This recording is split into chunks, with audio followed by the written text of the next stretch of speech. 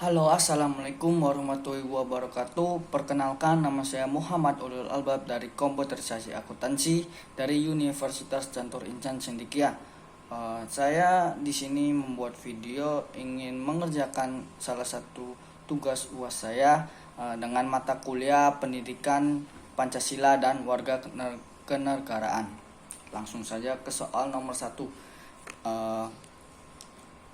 Yang pertama, dengan soal negara kita, Indonesia telah dianugerahi dengan kemajemukan masyarakat multikultur. Tentu realistis ini memiliki potensi konflik antar warga. Anda sebagai mahasiswa yang tentu dibekali dengan pengetahuan pendidikan Pancasila dan kewarganegaraan, bagaimana argumen atau solusi Anda sehingga kita senantiasa hidup dalam kerukunan, karena penjelasan harus sesuai dengan gambaran kemajuan masyarakat Indonesia dan juga konflik yang terjadi di wilayah Nusantara. Menurut saya salah satu cara terbaik untuk merespon multikulturalisme agar dapat berjalan dengan baik di Indonesia adalah dengan menjadikan sekolah-sekolah sampai tingkat universitas sebagai pusat sosialisasi dan pembudayaan nilai-nilai yang cita-citakan ini atau dapat disebut dengan pendidikan multikulturalisme. Inti dari multikulturalisme adalah toleransi yang diperuntukkan untuk kepentingan bersama dan menghargai kepercayaan serta interaksi dengan setiap anggota masyarakat, serta menumbuhkan sikap saling menghargai tanpa membeda-bedakan kelompok seperti gender, etnis, ras, budaya, dan strata sosial dan agama. Contoh yang terjadi konflik di Indonesia yaitu tragedi Sampit pada tahun 2001. Tahun 2001 adalah salah satu sejarah kelam bangsa Indonesia, terutama di daerah Sampit. Tragedi Sampit adalah kerusuhan yang amat mengerikan yang melibatkan suku Dayak dan suku Madura. Tercatat 500 orang tewas dan 100 orang diantaranya mengalami pemenggalan kepala. Nomor 1. Sekarang nomor 2 yaitu dengan esai 2A. Wawasan Nusantara berfungsi sebagai pedoman, motivasi, dorongan, dan rambu-rambu dalam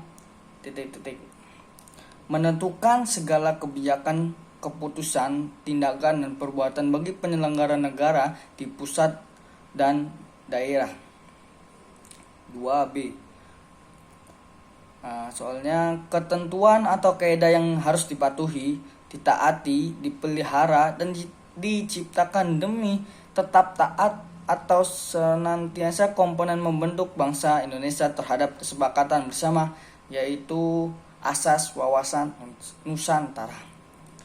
Yang 2C, fungsi wawasan Nusantara adalah sebagai wawasan pembangunan. Ada beberapa unsur dalam seperti sosial politik, kesatuan politik, pertahanan, serta keamanan negara, ekonomi, dan sosial ekonomi.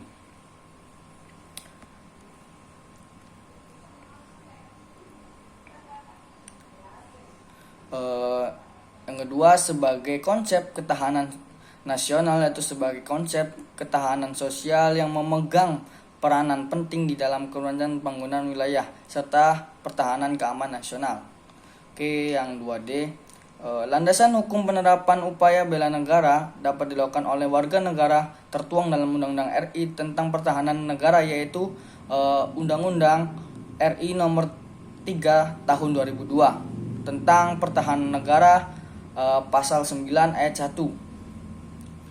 Yang 2E, dasar pemikiran wawasan Nusantara itu pertama berdasarkan falsafah Pancasila, yang kedua berdasarkan aspek kewilayahan, yang ketiga berdasarkan aspek sosial budaya, dan berdasarkan aspek kesejarahan. Yang 2F yaitu cara pandang dan sikap bangsa Indonesia dengan mengembangkan lingkungan dan serta seragam dan bernilai strategis dengan mengutamakan kesatuan bangsa serta kesatuan wilayah dalam menjalankan kehidupan. bermasyarakat, berbangsa, dan bernegara untuk mencapai tujuan nasional tersebut, yaitu disebut dengan wawasan Nusantara. Yang 2G, ketentuan atau kaidah yang dipatuhi, ditaati, dipelihara, dan diciptakan tetap taat atau senantiasa komponen membentukkan bangsa Indonesia terhadap kesepakatan bersamaan adalah asas wawasan Nusantara. Yang 2H, implementasi wawasan Nusantara dalam kehidupan politik akan menciptakan: pertama, iklim penyelenggaraan negara yang sehat dan dinamis. Yang 2I, implementasi wawasan Nusantara dalam kehidupan pertahanan keamanan akan menciptakan kesadaran cinta tanah air dan bangsa yang lebih lanjut, akan membentuk sikap bela negara pada setiap warga negara Indonesia. Yang 2C, asas wawasan Nusantara yang menyatakan bahwa adanya kesesuaian pemenggalan hasil dengan adil jerih payah dan kegiatan baik perorangan, golongan, kelompok maupun daerah adalah asas keadilan, yang berarti bahwa kesesuaian pembagian hasil dengan adil jerih payah usaha dan kegiatan baik orang perorangan, golongan, kelompok maupun daerah. Sekarang nomor 3.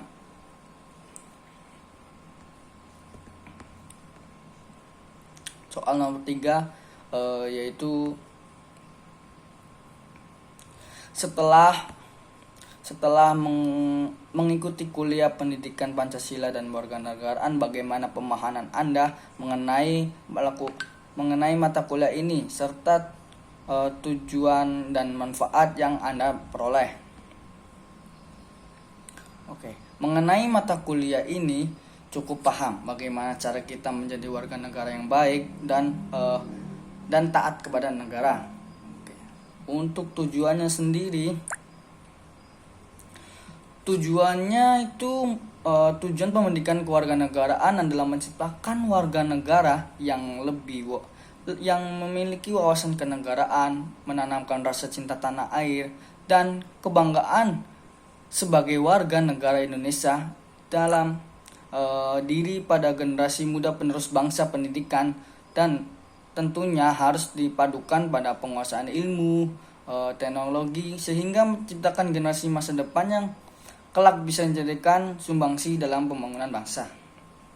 Oke, untuk manfaat dari mempelajari pendidikan Pancasila ini, yang pertama, menjadi pribadi yang mengetahui hak dan kewajiban sebagai warga negara Indonesia. 2, menjadi sosok mahasiswa yang cinta damai. 3, menjadi seorang yang memiliki toleransi yang sangat tinggi.